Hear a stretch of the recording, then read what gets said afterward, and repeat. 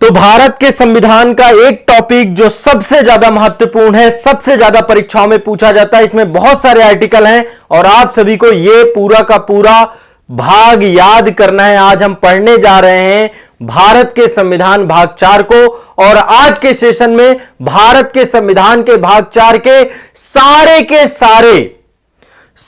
के सारे अनुच्छेद आपको याद कराने जा रहा हूं। क्या करवाने जा रहा हूं? सभी के सभी अनुच्छेद आपको याद कराने जा रहा हूं। तो आप सभी लोग एक बार मेरे साथ इस सेशन को बहुत तन्मयता के साथ करिए और इंडियन कॉन्स्टिट्यूशन का भाग 4 याद कर लीजिए। भाग 4 का नाम है राज्य के नीति निदेशक तत्व। इसमें बहुत सारे आर्टिकल हैं और बच्चों को ये आर्टिकल याद नहीं रह पाते हैं। राज्य के नीति निदेशक तत्व, नीति निदेशक, अब नाम से ही आपको पता है अल्टीमेट इसका उद्देश्य क्या है? राज्य को गाइड करना। यहां पे राज्य की बात नेशन स्टेट से हो रही है, भारत से हो रही है, केंद्र सरकार से हो रही है, यहां तक कि राज्य सरकारों प्रांतों से भी हो रही है।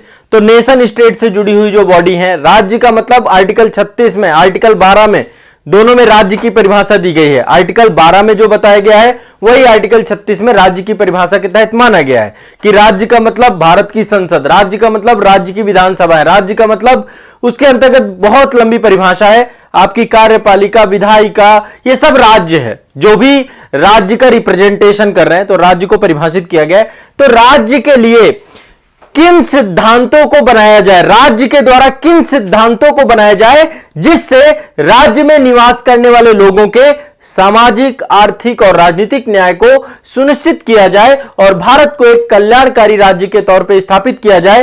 तो कल्याणकारी राज्य की अवधारणा को लेकर के राज्य के नीति निर्देशक तत्वों का चैप्टर भारतीय संविधान के भाग 4 में जोड़ा गया।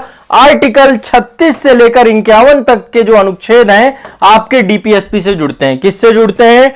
डीपीएसपी से, राज्य के नीति निर्देशक तत्व से, राज्य के नीति निर्देशक तत्व से।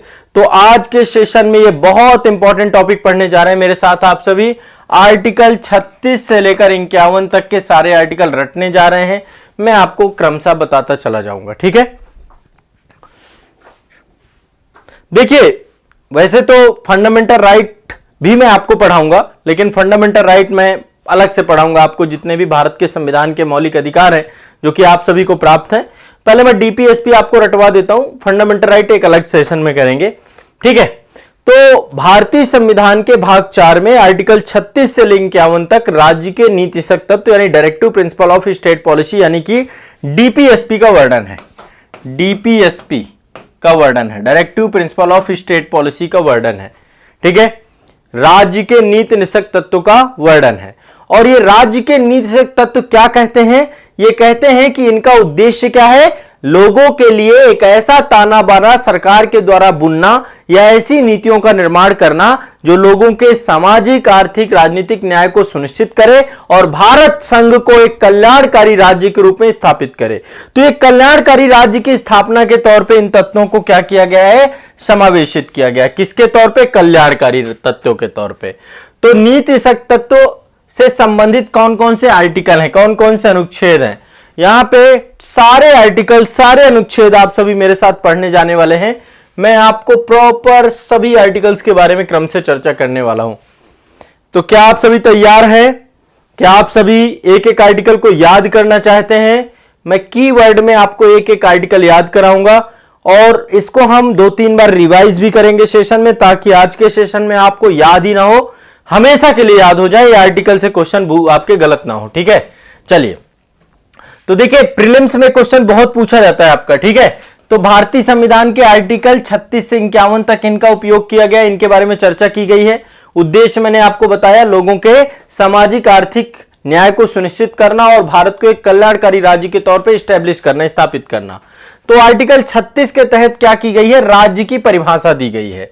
राज्य की परिभाषा के अंतर्गत बोला गया है कि राज्य का अर्थ है कानून बनाने वाली कार्यपालिका, साथ माफ करिएगा, कानून बनाने वाली विधायिका, विधायिका। अब ये देखो, इसके बारे में चर्चा कहां की गई है? आर्टिकल 12 में। आर्टिकल 12 में राज्य के बारे में विस्तृत चर्चा की गई। मैं आपको सेपरेट एक वीडियो लेकर के आऊंगा केवल आर्टिकल 12 के ऊपर, जिसके तहत आप बहुत समग्रता से समझ ले कि आर्टिकल 12 क्या है, आर्टिकल 12 के अंतर्गत किसको राज्य माना गया, किसको राज्य नहीं माना गया। यह अपने आप में एक सेपरेट टॉपिक है। तो यहां पर एक सिंपल सी बात है कि किसको जो है डीपीएसपी प्राप्त है, किसके लिए है डीपीएसपी, है तो लोगों के लिए। अल्टीमेट राज्य जो भी काम कर रहा है वो किसके लिए कर रहा है। देखो मैं एक चीज समझाता हूं आपको, थोड़ा सा इसको समझ लोगे। मैं हमेशा कभी भी मेरे से आपने यदि पॉलिटी की क्लास ली है तो पॉलिटी मैंने बहुत आसान बनाया है। मतलब आप सोच नहीं सकते कि पूरी चीजों को मैंने पढ़ाया और बहुत आसानी से पढ़ाया है। मैंने जितना भारत के संविधान के बारे में समझा है तो मैंने सिर्फ इतना ही पाया कि भारत का संविधान 3 शब्दों का सबसे प्रमुख तौर पे यहां पर चर्चा हुई है। पूरे संविधान में 3 शब्द ही समाहित हैं। 3 शब्द कौन है, थोड़ा सा फास्ट फॉरवर्ड होकर के एक बात समझा देता हूं, फिर मैं आपको आर्टिकल याद करा देता हूं। तो हमारे संविधान में 3 शब्दों की बात हुई है। एक तरफ बात हुई है राज्य की, राज्य मतलब नेशन स्टेट जैसे भारत संघ। दूसरी तरफ चर्चा हुई है आपकी राज्य के साथ सरकार की, कि इस राज्य को चलाने के लिए एक मूर्त संस्था होनी चाहिए और यह राज्य आपकी अमूर्त संस्था है। तो राज्य के बारे में संस्था संविधान में चर्चा है, सरकार के बारे में चर्चा और व्यक्ति के बारे में चर्चा है। ठीक है, सरकार का कर्तव्य है कि व्यक्ति के लोक कल्याण के लिए नीतियां बनाए, है ना। राज्य के द्वारा सरकार को कुछ अथॉरिटी दी गई हैं, पावर्स दी गई हैं और सबसे ऊपर संप्रभु आपका बैठा है संविधान। तो संविधान की मशीनरी बहुत शानदार तरीके से बनाई गई है और मेरी आधारभूत क्लासेस जो पॉलिटी की होती हैं उसमें मैं इस टॉपिक को बहुत डिटेल में पूरे संविधान को जोड़ देता हूं केवल 3 शब्दों से। पूरा संविधान 3 शब्दों का खेल है, राज्य, सरकार और व्यक्ति। यदि आपने ऑनलाइन बैच ज्वाइन किया इंडियन पॉलिटी का तो निश्चित तौर पर इंडियन पॉलिटी आप सभी को बहुत आसानी से समझ में आ जाती है। ठीक है, अब चलिए मैं यहां पे बात कर रहा हूं डीपीएसपी की। तो देखो आर्टिकल 36, अब एक बार फास्ट हम सारे आर्टिकल देख लेते हैं, फिर आपको मैं आगे इसके बारे में बहुत बृहद तरीके से चर्चा करेंगे। और एक जो बात होती है कि नीतिक तत्वों को वैचारिक स्रोत के आधार पर, उसके उद्देश्यों के आधार पर 3 भागों में वर्गीकृत किया जाता है, समाजवादी सिद्धांत, गांधीवादी सिद्धांत और उदारवादी या बौद्धिक सिद्धांत। तो इसके बीच में बाइफरकेशन भी देखेंगे, अलग अलग इनको हम बांट करके भी देखेंगे। तो मैं बहुत गति से आपको एक एक कीवर्ड को हाईलाइट करूंगा और मैं चाहता हूं कि आप भी आर्टिकल वाइज कीवर्ड को हाईलाइट करिएगा। आर्टिकल 36 क्या है, राज्य की परिभाषा। क्या है राज्य की परिभाषा। आर्टिकल 37 में क्या बोला गया है, आर्टिकल 37 में बोला गया कि न्यायालय में वाद योग्य नहीं है। मतलब कि डीपीएसपी को लेकर आप न्यायपालिका नहीं जा सकते। जैसे फंडामेंटल राइट का वैल्यूएशन आपका होता है तो आप न्यायपालिका में जा सकते हैं, लेकिन डीपीएसपी को लेकर के आप न्यायपालिका में नहीं जा सकते। तो आर्टिकल 37 में सिर्फ एक शब्द याद करना है, न्यायालय में वाद योग्य नहीं, सिंपल सी बात है। ठीक है, आर्टिकल 38 में क्या बोला गया है कि यह लोक कल्याण की वृद्धि के लिए है, यह लोगों के वृद्धि के लिए है। ठीक है, लोक कल्याण की वृद्धि के लिए है।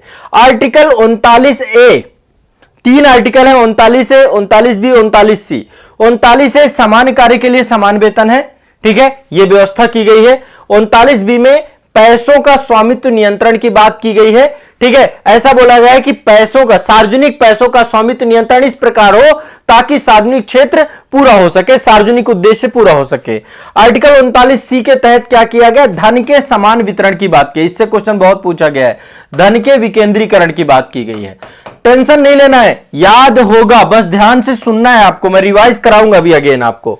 आर्टिकल 40 में ग्राम पंचायतों के गठन की बात की गई है। ठीक है, आर्टिकल 41 में काम, शिक्षा और लोक सहायता पाने के अधिकार की बात की गई है कि यह प्रावधान कुछ परिस्थितियों में काम, शिक्षा और लोक सहायता सभी नागरिकों का अधिकार होगा। सभी नागरिकों को काम, शिक्षा और लोक सहायता राज्य का कर्तव्य होगा कि राज्य दे। और साथ ही सरकार गरीबों को सामाजिक सहायता उपलब्ध कराने की विभिन्न पेंशन योजना और अन्य योजनाएं भी शुरू करती है इसी अनुच्छेद के तहत। ठीक है, यह आर्टिकल बहुत व्यापक है। बेरोजगारी से समस्या, गरीबी से समस्या आर्टिकल 21 के तहत, 41 के तहत। मान लीजिए आर्टिकल 41, आर्टिकल 42 के तहत प्रावधान क्या किया गया है, प्रसूति सहायता। देखो मैं आपको हमेशा कहता हूं कि आर्टिकल को याद करना है तो एक शब्द आपको कीवर्ड बनाना है। यहां पे कीवर्ड जितना है मैं हाईलाइट कर रहा हूं यहां पे। ठीक है, आर्टिकल 43 के तहत क्या किया गया है, मजदूरी और कुटीर उद्योगों को प्रोत्साहन देने की बात की गई है। आर्टिकल 43A के तहत क्या किया गया है, इसमें उद्योगों में प्रबंधन में श्रमिकों की भागीदारी। ठीक है, उद्योगों के प्रबंधन में श्रमिकों की भागीदारी की बात की गई है। आर्टिकल 44 में समान सिविल संहिता की बात की गई, यूनिफॉर्म सिविल कोड की बात की गई है। किसकी बात की गई है? यूनिफॉर्म सिविल कोड की। ठीक है, इसके बाद आर्टिकल 45 में बच्चों को मुफ्त और अनिवार्य शिक्षा की बात की गई है। आर्टिकल 46 में अनुसूचित जाति SC एंड ST कैटेगरी तथा अन्य वर्गों के लिए शिक्षा और अर्थ संबंधी हितों के अभिवृद्धि की बात की गई है। आर्टिकल 47 में लोक स्वास्थ्य की बात की गई है। ठीक है, किसकी बात की गई? लोक स्वास्थ्य की। आर्टिकल 48 में कृषि और पशुपालन की बात की गई है। आर्टिकल 48 में पर्यावरण की बात की गई है, पर्यावरण प्रोटेक्शन या एनवायरमेंट संरक्षण की बात की गई है। आर्टिकल 49 में महत्वपूर्ण स्थानों और वस्तुओं के संरक्षण की बात की गई है। आर्टिकल 50 में कार्यपालिका और न्यायपालिका दोनों को अलग करने की बात की गई है। और आर्टिकल 51 में अंतरराष्ट्रीय संधि और सुरक्षा को बढ़ाए रखने के कर्तव्य की बात की गई है कि यह कार्य जो है आपका अंतरराष्ट्रीय शांति और सुरक्षा को बढ़ाने का प्रयास किया जाएगा।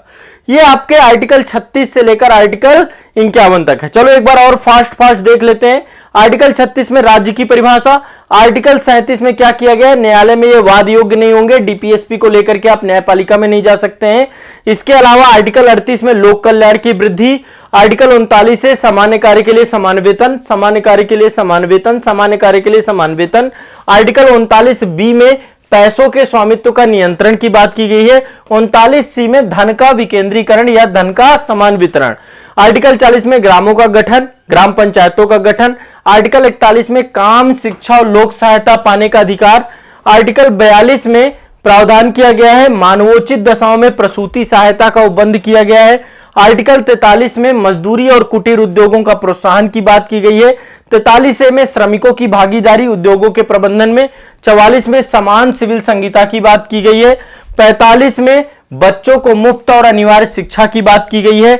46 में SC ST और अन्य वर्गों के लिए शिक्षा और अर्थ संबंधी अभिवृद्धि की बात की गई है। 47 में लोक स्वास्थ्य की बात की गई है। 48 में एग्रीकल्चर और पशुपालन की बात की गई है। 48A में पर्यावरण की बात की गई है। 49 में महत्वपूर्ण स्थानों और वस्तुओं के संरक्षण की बात की गई है।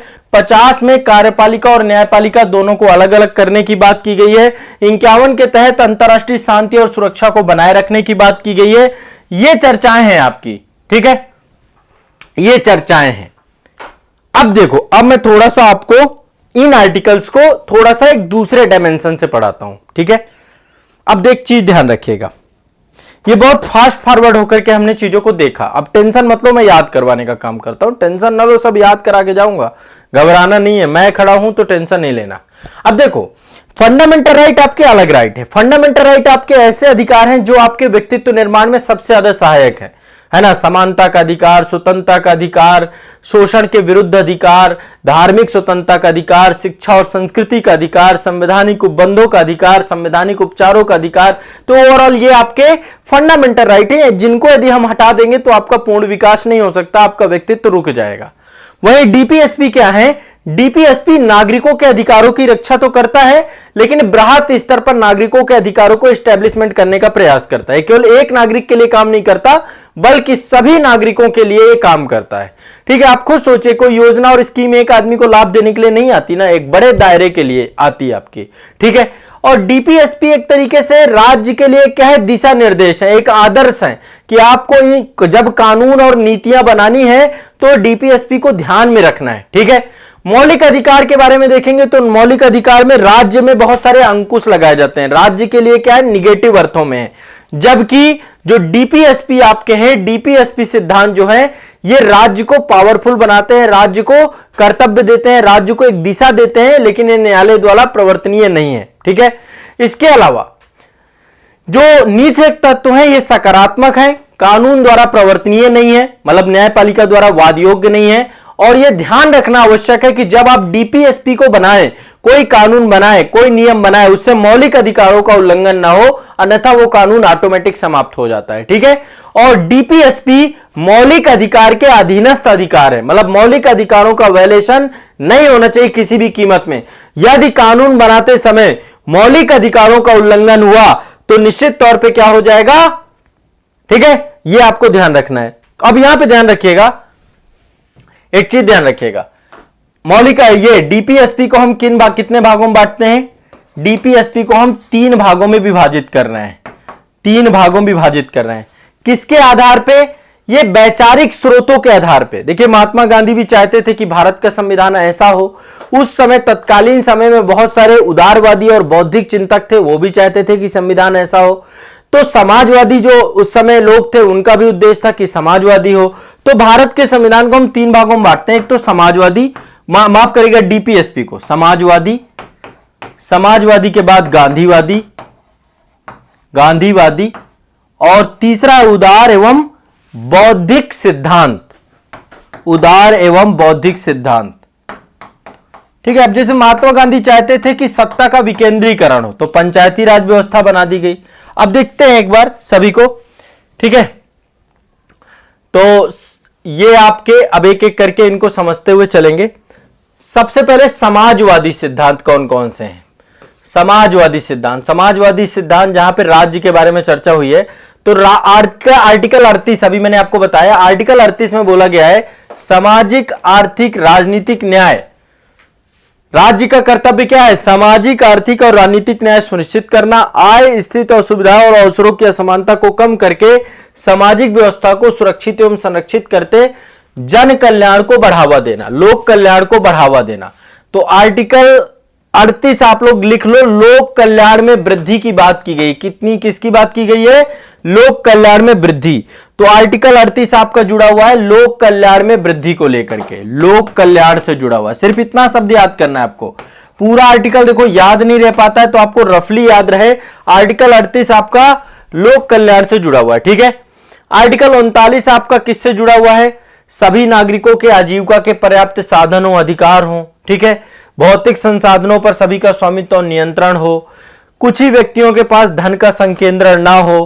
पुरुष और महिला दोनों को समान कार्य के लिए समान वेतन दिया जाए। श्रमिकों को शक्ति और स्वास्थ्य दिया जाए। बच्चों के बचपन और युवाओं का शोषण ना हो। ठीक है। तो आर्टिकल 39 को लेकर के आपका यहां पर देखिए, यह भी आपका सामाजिक है, समाज के लोगों से जो जुड़ा हुआ है, यह भी सामाजिक समस्या का समाधान है। ठीक है। ऊपर वाला भी आपका लोक कल्याण था, तो लोक कल्याण मतलब सामाजिक समस्या, तो इसीलिए इनको क्या बोलते हैं? सामाजिक सिद्धांत, जो समाजवादी विचारधारा से जुड़े हुए हैं, जो जनता को सर्वोपरि कर रहे हैं, जो शासन सत्ता के विकेंद्रीकरण की बात कर रहे हैं।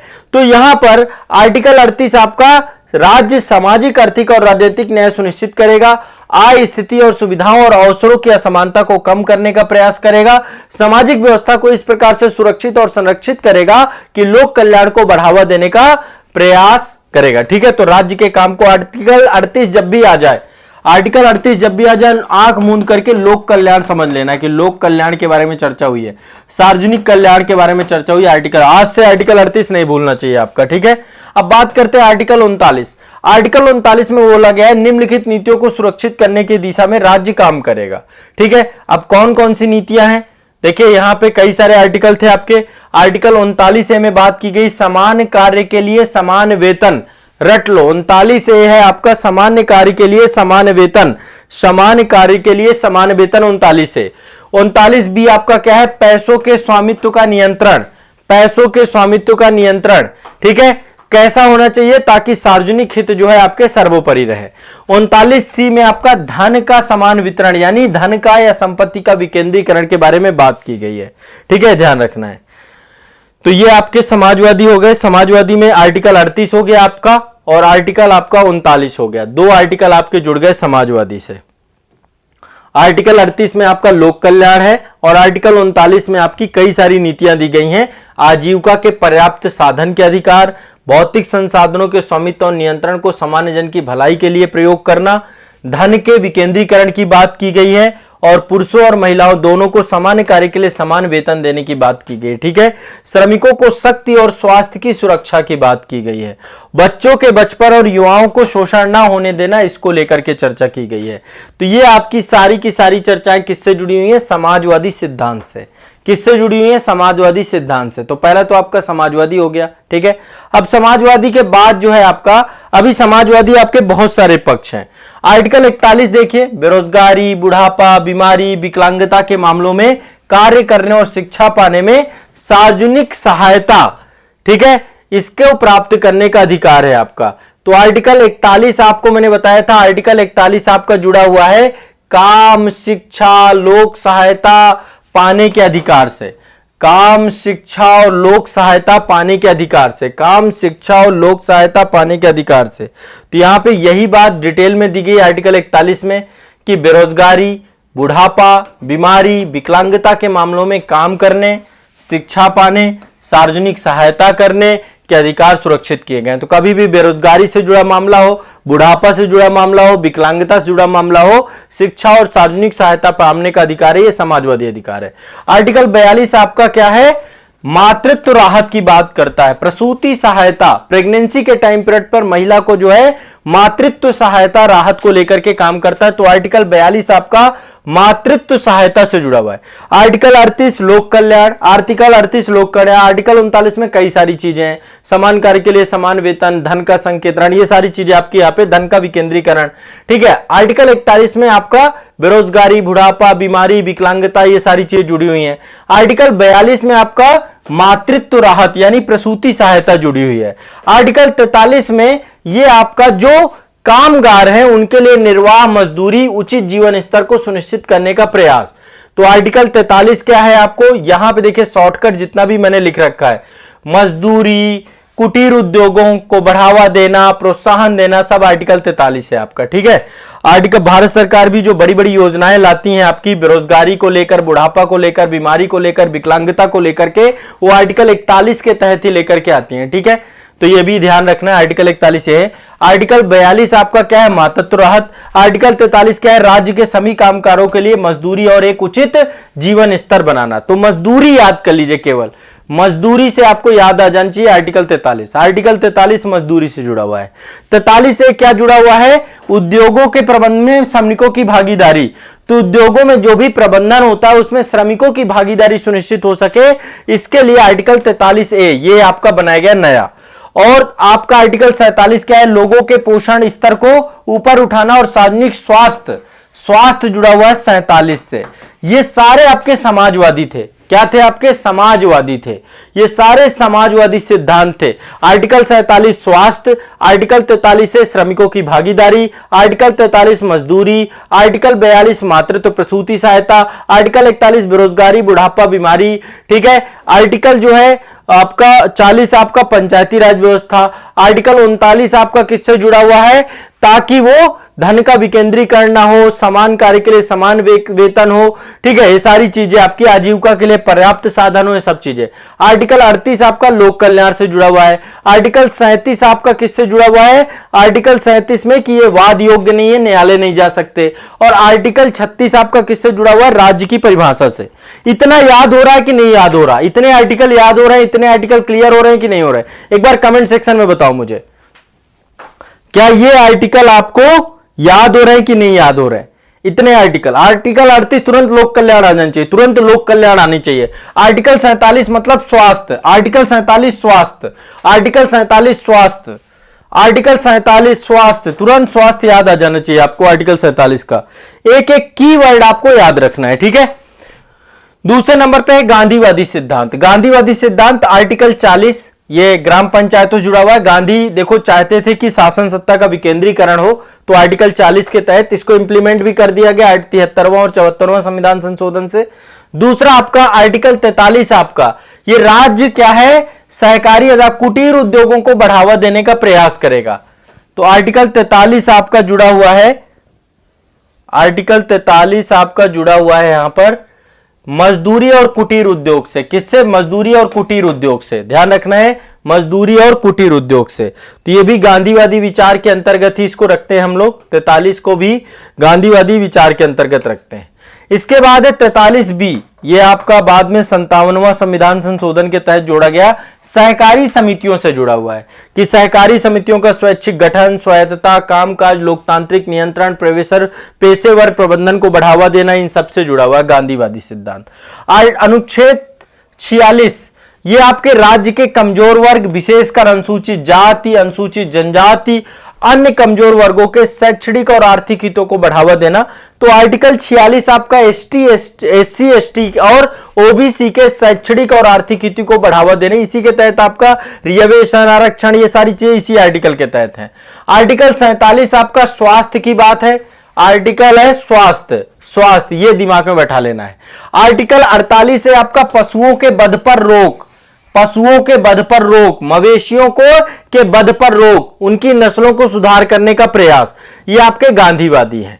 तो गांधीवादी में पंचायती राज व्यवस्था, 43 में कुटीर उद्योगों का बढ़ावा देना, 43B में आपका जो है स्वैच्छिक गठन, स्वायत्त कामकाज, लोकतांत्रिक पेशेवर प्रबंधन, सहकारी समितियों से जुड़ा हुआ है आपका। 43B सहकारी संबंधियों से। 46 आपका किससे जुड़ा हुआ है? एससी एसटी से, एससी एसटी एंड ओबीसी के लिए विशेष उपबंध 46। 47 किससे जुड़ा हुआ है आपका? स्वास्थ्य। 48 आपका पशुओं के वध से जुड़ा हुआ है। ठीक है, इतना आपको ध्यान रखना है। तीसरी कैटेगरी है उदार बौद्धिक कैटेगरी। उदार बौद्धिक कैटेगरी से उदार बौद्धिक सिद्धांत, 3 भागों में सिद्धांत हमने बांटे थे। देखो डीपीएसपी कहां से लिए गए? आयरलैंड के संविधान से। कहां से? आयरलैंड में। और आयरलैंड के संविधान में ये स्पेन के संविधान से लिए गए थे। ठीक है, आयरलैंड के संविधान में कहां से लिए गए थे? ये स्पेन के संविधान से। आप समझ सकते हैं कि इनका क्या स्पेनिश संविधान से लिए गए आपके। ठीक है, तो चलिए इनके बारे में अब आगे हम उदार बौद्धिक सिद्धांतों के बारे में चर्चा करेंगे। तो अनुच्छेद 44 आपको पता है समान नागरिक संहिता की बात करता है, यूनिफॉर्म सिविल कोड, तो ये उदार बौद्धिक सिद्धांत है। आर्टिकल 45 आपकी 0 से 6 आयु वर्ग के प्रारंभिक बाल्यावस्था की देखभाल और शिक्षा प्रदान करना, इसके लिए 21A जोड़ दिया गया है फंडामेंटल राइट में। ठीक है, शिक्षा को एक मौलिक अधिकार बना दिया गया, शिक्षा के अधिकार को। तो पहले 45 में सभी बच्चों को जो 6 वर्ष की आयु पूरी करने तक जो है प्रारंभिक बाल्यावस्था और उनकी देखभाल और शिक्षा प्रदान करने का काम आर्टिकल 45। आर्टिकल 48 में कृषि पशुपालन आधुनिक और वैज्ञानिक आधार पर संगठित करना। आर्टिकल 48A में पर्यावरण की रक्षा करना, सुधार करना, देश के वनों और वन्य जीवों की रक्षा करना। आर्टिकल 49 में राज्य की कलात्मक और ऐतिहासिक महत्व के प्रत्येक स्मारक और स्थान की रक्षा करना। ठीक है, राज्य की कलात्मक ऐतिहासिक महत्व की प्रत्येक स्मारक और स्थान की रक्षा करना। आर्टिकल 50 में लोक सेवाओं में न्यायपालिका कार्यपालिका से अलग होने की बात की गई है कि न्यायपालिका कार्यपालिका से अलग होगी। 51 में क्या घोषणा की गई है कि अंतरराष्ट्रीय शांति और सुरक्षा बनाने का प्रयास राज्य करेगा, राष्ट्रों के साथ न्यायपूर्ण सम्मानजनक संबंध बनाएगा, अंतरराष्ट्रीय कानून और संधि दायित्वों को सम्मान करेगा, मध्यस्थता द्वारा अंतरराष्ट्रीय विवादों का जो है निपटारा करेगा। ये आपके आर्टिकल हैं। अलग अलग देखो मैंने दोनों प्रकार से बता दिए। पहले मैंने आपको कीवर्ड बता दिए, फिर मैंने इनको विभाजित कर दिया। समाजवादी में आपका आर्टिकल 38 है जो कि आपका लोक कल्याण से जुड़ा हुआ है। आर्टिकल 39 में बहुत सारे पक्ष दिए गए हैं, समान कार्य के समान वेतन, धन का विकेंद्रीकरण, है ना, संसाधनों के स्वामित्व और नियंत्रण, इनकी बात है। आर्टिकल 41 में ये आपका जो है बेरोजगारी, बुढ़ापा, बीमारी, विकलांगता, सोशल जस्टिस से जुड़ा हुआ है आर्टिकल 41 आपका। आर्टिकल 42 आपका प्रसूति सहायता से जुड़ा हुआ है, मातृत्व राहत से जुड़ा हुआ है। आर्टिकल 43 आपका मजदूरी और उचित जीवन स्तर से जुड़ा हुआ है। 43 है उद्योगों के प्रबंधन में श्रमिकों की भागीदारी से जुड़ा हुआ है। 47 में स्वास्थ्य से जुड़ा हुआ है आपका। ठीक है, गांधीवादी सिद्धांत में आर्टिकल 40 ग्राम पंचायत। 43 में आपका कुटीर उद्योगों को बढ़ावा देना, गांधी चाहते थे कि हस्तशिल्प कुटीर उद्योग को बढ़ावा दिया जाए। ठीक है, 43B में आपका जो है सरकारी समितियों की बात की गई है। आर्टिकल 46 में जो है आपका जो एससी एसटी वर्ग है, आर्टिकल 46 एससी एसटी वर्ग, ओबीसी वर्ग, पिछड़ा वर्ग आपका आर्टिकल 46। आर्टिकल 47 के तहत सिंपल सा है स्वास्थ्य, आर्टिकल 47 स्वास्थ्य। आर्टिकल 48 पशुओं के वध पर रोक लगाना। इसके बाद उदार बौद्धिक सिद्धांतों में article 44 uniform civil law code यानी कि समान नागरिक संहिता। आर्टिकल 45 0 से 6 आयु वर्ष के बच्चों के लिए शिक्षा की बात करना, उनका देखभाल करना। आर्टिकल 48 आपका कृषि और पशुपालन को आधुनिक और वैज्ञानिक आधार पर करना।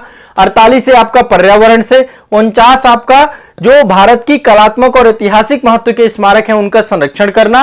50 आपका न्यायपालिका का कार्यपालिका से पृथक करना। 51 आपका अंतरराष्ट्रीय शांति और सुरक्षा को स्थापित करना। ये आपके 36 से 51 तक के आर्टिकल हैं। अब यदि आपको ये भूल रहे हैं तो दिक्कत है आप में। आप 36 से 51 तक को पूरा रट जाना है, प्रॉपर रट जाना है। एक बार और सेशन देख लेना, आपको अब ये आर्टिकल गड़बड़ नहीं होंगे, आपको रट जाएंगे। पूरे के पूरे आर्टिकल हो गए आपके, पूरे के पूरे आर्टिकल, ठीक है। अब देखो डीपीएसपी में संशोधन हो चुके हैं। 42वां संशोधन 1976 में हुआ, भाग 4 में कुछ बदलाव किए गए। एक तो 39A जोड़ दिया गया, निःशुल्क विधिक सहायता की बात की गई यहां पे। 43A जोड़ा गया, उद्योगों में प्रबंध की श्रमिकों की भागीदारी, ये 42वें संविधान संशोधन के तहत। और 48A जोड़ दिया गया, पर्यावरण की रक्षा और उसमें सुधार करना। तो ये 3 आर्टिकल तो 42वें संविधान संशोधन के तहत जोड़े गए थे। 39A गरीबों के लिए निःशुल्क और विधिक कानूनी सहायता, 43A उद्योगों के प्रबंधन में श्रमिकों की भागीदारी, और 48A में पर्यावरण की रक्षा और उसमें सुधार करना। 44वां संविधान संशोधन किससे जुड़ा है आपका? ये 44वां संविधान संशोधन राज्य विशेष रूप से आर्थिक असमानताओं को कम करने के लिए व्यक्तियों और समूहों के बीच सुविधा और अवसरों के असमानताओं को खत्म करने का प्रयास करेगा, और इसमें संपत्ति के अधिकार को समाप्त करके एक विधिक अधिकार बना दिया गया था। 2002 में 46वां संविधान संशोधन हुआ, और इसके तहत 45 को बनाने के लिए प्रारंभिक शिक्षा के लिए आर्टिकल 21A जोड़ दिया गया, है ना। आज शिक्षा का अधिकार हमारा एक फंडामेंटल राइट बना दिया गया। तो ये कुछ इसमें जो है क्या हो चुके हैं, इसको लेकर कुछ संविधान संशोधन भी हो चुके हैं। 42वां संविधान संशोधन सबसे मेजर है। 43A उद्योगों में श्रमिकों की भागीदारी, उद्योगों के प्रबंधन में श्रमिकों की भागीदारी से जुड़ा है। 48A पर्यावरण से जुड़ा है। 39A निःशुल्क विधिक सहायता से जुड़ा हुआ है, ठीक है। ये आपका हो गया, इसको रट जाओ। ये डीपीएसपी है, इससे क्वेश्चन पूछता है, हमेशा क्वेश्चन पूछता है, आपको ये रटे होने चाहिए, ठीक है। डीपीएसपी ये मैंने आपको करवा दिए, बहुत कम टाइम में करवा दिए, आपको डीपीएसपी को रट जाना है, ठीक है। तो आज के लिए इतना ही रखेंगे, और ये जितने भी आर्टिकल हैं आज के बाद भूलने नहीं चाहिए। कोई सोते हुए भी आपको जगा देना, बोले आर्टिकल 47 क्या है, तुरंत कहोगे स्वास्थ्य। आर्टिकल 38 क्या है, लोक कल्याण। आर्टिकल 44 क्या है, यूनिफॉर्म सिविल कोड। इस तरीके से आपके दिमाग में बैठना चाहिए। आर्टिकल 45 क्या है, 0 से 6 वर्ष के आयु के बच्चों के लिए, ठीक है। ऐसे दिमाग में आपको बैठाना है। आर्टिकल 46 क्या है, SC ST वर्ग, OBC वर्ग के लिए। इस तरीके से आपको कीवर्ड याद कर लेना है, ताकि सोते हुए भी जग जाओ, ठीक है। आर्टिकल 51 क्या है, अंतरराष्ट्रीय शांति सहयोग, इनके लिए कार्य करना।